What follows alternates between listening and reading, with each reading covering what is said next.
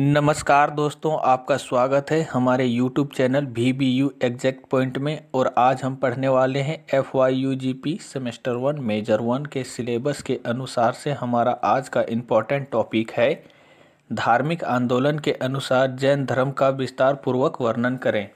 BA के सभी class syllabus के अनुसार से एक एक करके सभी प्रश्नों को पढ़ाया जाएगा और इन सभी क्लास का PDF फ्री में चाहिए तो हमारे टेलीग्राम को ज्वाइन करें, जिसका लिंक डिस्क्रिप्शन बॉक्स में दे दिए हैं। अगर आप हमारे चैनल पे नए हैं तो हमारे चैनल को सब्सक्राइब करें। हमारा आज का इम्पोर्टेंट टॉपिक है धार्मिक आंदोलन के अनुसार जैन धर्म का विस्तार पूर्वक वर्णन करें। आंसर में हम सबसे पहला पॉइंट में लिखेंगे जैन धर्म। जैन धर्म में कौन कौन बिंदु पर आगे लिखना है उसके बारे में हम चर्चा करेंगे।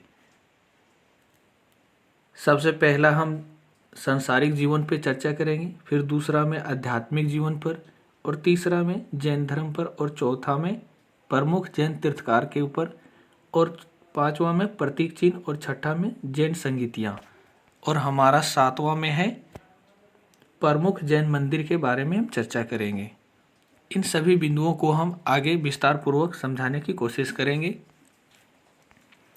तो हमारा सबसे पहला पॉइंट में था धार्मिक आंदोलन। 6ठी शताब्दी ईसा पूर्व भारत में धार्मिक आंदोलन का प्रभाव देखने को मिला। लोगों के विचार में धार्मिक परिवर्तन देखने को मिल रहा था। पहला में था बौद्ध धर्म, जिसका हम विस्तार पूर्वक अगले वीडियो में कर चुके हैं, और हमारा दूसरा है जैन धर्म, जो हम आज के वीडियो में विस्तार पूर्वक समझाने की कोशिश करेंगे। हम अगला पॉइंट में लिखेंगे जैन धर्म के संस्थापक एवं प्रथम तीर्थकार ऋषभदेव था। अगर क्वेश्चन में आ जाएगा कि जैन धर्म का जो था वह प्रथम तीर्थकार कौन था, वह ऋषभदेव था, जो स्वयं को तप के माध्यम से आत्मज्ञान प्राप्त करते हैं और जो संसार रूप सागर से पार लगाने वाले तीर्थ की रचना करते हैं, वह तीर्थकार कहलाते हैं। हम अगला पॉइंट में लिखेंगे प्रमुख जैन तीर्थकार और उनके प्रतीक चिन्ह कौन कौन से थे। तो जैन धर्म में कुल कितने तीर्थकार थे, वह 24 तीर्थकार थे। हमारा पहला तीर्थकार कौन था, ऋषभदेव, और इसका प्रतीक चिन्ह था सांड। और 23वां तीर्थकार था हमारा परशुनाथ, और इसका प्रतीक चिन्ह है सांप। और हमारा 24वां तीर्थकार कौन था, महावीर स्वामी, जिसका प्रतीक चिन्ह है शेर। हम अगला पॉइंट में लिखेंगे जैन धर्म के 23वें तीर्थकार परशुनाथ थे और इन्हें झारखंड के समेत शिखर पर ज्ञान की प्राप्ति हुई थी। जो जैन धर्म थे वह 23वें तीर्थकार जो थे वह परशुनाथ थे, और उनको जो ज्ञान की प्राप्ति हुई थी वह झारखंड के समेत शिखर के ऊपर हुआ था। हम अगला पॉइंट में लिखेंगे ज्ञान प्राप्ति के बाद इन्होंने 4 नियम बताए जिसे चतुरायन धर्म कहा गया। पहला में है हिंसा ना करना, दूसरा में है सदा सत्य बोलना, और तीसरा में है चोरी ना करना, और हमारा चौथा में संपत्ति ना रखना। हमारा अगला पॉइंट है जैन धर्म के 24वें एवं अंतिम तीर्थकार महावीर स्वामी हैं, जिन्हें जैन धर्म का वास्तविक संस्थापक कहा जाता है। इसका मतलब यह हुआ कि जैन धर्म के जो 24वें एवं अंतिम जो तीर्थकार थे वह महावीर स्वामी हैं, जिन्हें जैन धर्म का वास्तविक संस्थापक कहा जाता है। हमारा अगला पॉइंट है सांसारिक जीवन। महावीर स्वामी का जन्म 540 ईसा पूर्व में कुंडग्राम वैशाली में हुआ था। महावीर स्वामी का जो जन्म हुआ था 540 ईसा पूर्व पहले हुआ था, और कुंडग्राम यानी कि जो कुंडग्राम गांव है वह वैशाली में है। और इसके पिता का नाम है सिद्धार्थ, इसकी पत्नी का नाम है अशोदा, इसकी माता का नाम है त्रिशला, और इसकी पुत्री का नाम है प्रियदर्शनी, और इसका भाई का नाम है नंदीवर्धन, और इसका दामाद का नाम है जमाली। हम अगला पॉइंट में लिखेंगे महावीर स्वामी के बचपन का नाम है वर्धमान। ये बहुत इंपॉर्टेंट क्वेश्चन है। महावीर स्वामी का जो बचपन का नाम क्या है, वर्धमान। अब हम इसके आध्यात्मिक जीवन के बारे में समझाने की कोशिश करेंगे। तो हमारा अगला पॉइंट में लिखेंगे आध्यात्मिक जीवन। पहला में लिखेंगे महावीर स्वामी ने 30 वर्ष की उम्र में माता पिता की मृत्यु के पश्चात अपने बड़े भाई नंदीवर्धन से अनुमति लेकर संन्यास जीवन को स्वीकार था। इसका मतलब यह हुआ कि महावीर स्वामी जो थे वह 30 वर्ष की अवस्था में उसके माता और पिता दोनों की मृत्यु हो गई। उसके बाद अपने बड़े भाई नंदीवर्धन से अनुमति लेकर वह संन्यास जीवन को व्यतीत करने का स्वीकार कर लिया था।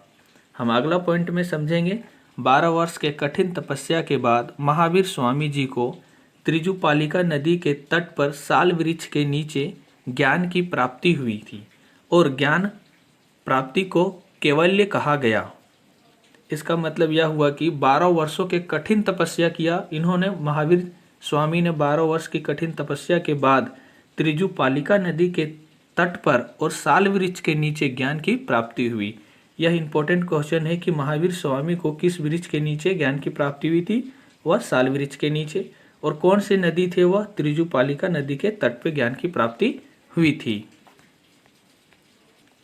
इसके आगे हम अगला पॉइंट में लिखेंगे, इसी समय से महावीर स्वामी अरहत पूज्य निर्ग्रंथ बंधनहीन जिन विजेता कहलाए। महावीर स्वामी जी ने अपने उपदेश प्रकृत भाषा में दिए हैं। यह इंपॉर्टेंट क्वेश्चन है कि महावीर स्वामी जो उपदेश दिए थे वह कौन सा भाषा में दिए थे? वह प्रकृत भाषा में दिए थे। इन्होंने अपना पहला उपदेश राजगीर में दिया और अंतिम उपदेश पावापुरी में दिया। ये भी इंपॉर्टेंट क्वेश्चन है कि महावीर स्वामी ने पहला उपदेश कहाँ पर दिया था? वह राजगीर में दिया था। और वह अपना अंतिम उपदेश कहाँ पे दिया था? पावापुरी में दिया था। हम अगला पॉइंट में लिखेंगे, ज्ञान प्राप्ति के बाद महावीर स्वामी जी ने कुल 5 नियम बताएं जिसे पंचायन धर्म कहा गया। वो कौन से 5 नियम है वो हम आगे बताते हैं। वे 5 नियम है, पहला में हिंसा ना करना, और दूसरा में सदा सत्य बोलना, और हमारा तीसरा है चोरी ना करना, और चौथा है संपत्ति ना रखना, और हमारा 5वां है ब्रह्मचार। ये 5 नियम दिए थे महावीर स्वामी ने। हम अगला पॉइंट में लिखेंगे, महावीर स्वामी ने त्रिरत्न दिए। वो कौन कौन से थे? साम्य दर्शन और सामयिक ज्ञान और सामयिक आचरण। पहला में है जैन धर्म में ईश्वर की मान्यता नहीं है। दूसरा में जैन धर्म में आत्मा की मान्यता है। और हमारा तीसरा में है महावीर स्वामी भी पूर्ण जन्म और कर्म कांड में विश्वास करते थे। महावीर जैन जो थे वह पूर्ण जन्म और कर्म कांड में विश्वास ज़्यादा करते थे। हम अगला पॉइंट में लिखेंगे, 72 वर्ष की आयु में महावीर स्वामी की मृत्यु निर्वाण 468 ईसा पूर्व में बिहार राज्य के पावापुरी में हो गई।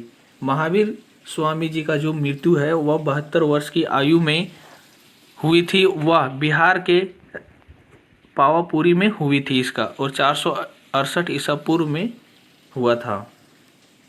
हम अगला पॉइंट में लिखेंगे, महावीर स्वामी के 2 प्रमुख अनुयायी थे। वह पहला था स्थूलभद्र। स्थूलभद्र उसे कहा जाता था जो श्वेतांबर थे, और श्वेतांबर उसे कहा जाता है जो श्वेत वस्त्र धारण करने वाले व्यक्ति थे, उसे श्वेतांबर कहा गया। और हमारा दूसरा है भद्रबाहु। भद्रबाहु को दिगंबर कहा गया, और दिगंबर उसे कहा गया जो नग्न रहने वाले व्यक्ति थे, उसे दिगंबर कहा गया। हम अगला पॉइंट में लिखेंगे, मौर्य काल में 12 वर्ष का भीषण अकाल पड़ा, जिसके कारण भद्रबाहु अपने अनुयायियों के साथ दक्षिण भारत में कर्नाटक चले गए, और उनके साथ चंद्रगुप्त मौर्य भी आए थे। इन्होंने कर्नाटक के श्रवणबेलगोला में संलेखना विधि के द्वारा अपना प्राण त्याग दिए। हम अगला पॉइंट में समझेंगे, जैन धर्म के प्रचार के लिए 2 जैन संगीतियाँ भी हुई थी।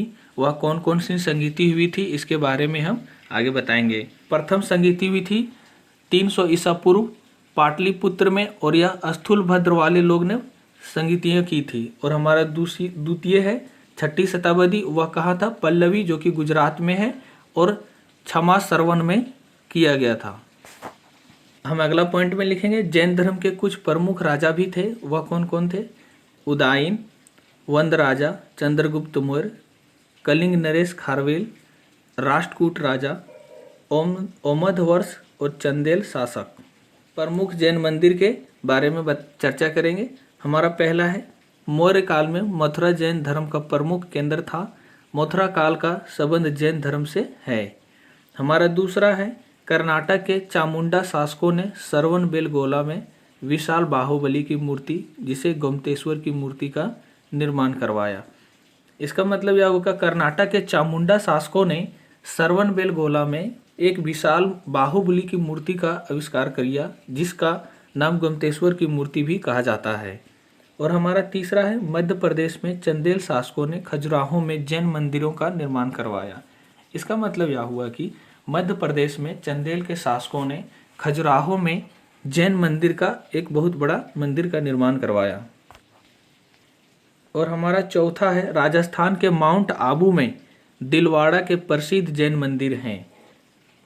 इसका मतलब यह हुआ कि राजस्थान में माउंट आबू में, राजस्थान के जो है वहाँ पे माउंट आबू एक जगह का नाम है, जहाँ पे दिलवाड़ा के प्रसिद्ध जैन मंदिर का भी निर्माण करवाया था।